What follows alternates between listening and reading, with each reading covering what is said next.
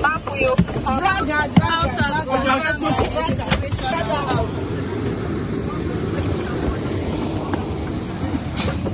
simple request to turn off the phone before takeoff just led to a lifetime ban from an entire airline, and the shocking incident was all caught on video.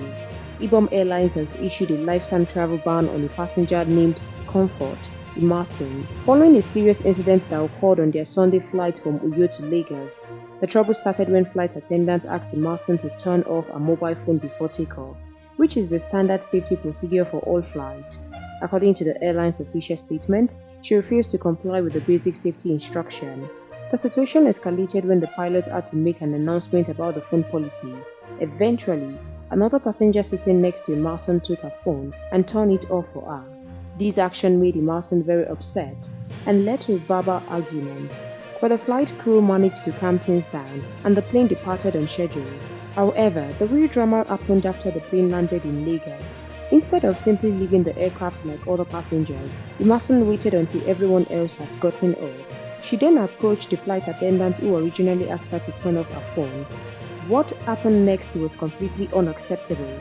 According to Ibom's airline statement, Emmanson physically confronted the flight attendant. She stepped on the crew member, pulled off her wig, removed her glasses, and threw them on the floor, and used her shoe to hit her. She also slapped the flight attendant multiple times. When another crew member tried to help, Emmanson attacked that person too. The airline reports that she even tried to grab a fire extinguisher, which they described as an attempt to damage aircraft equipment. The pilots immediately called for airport security.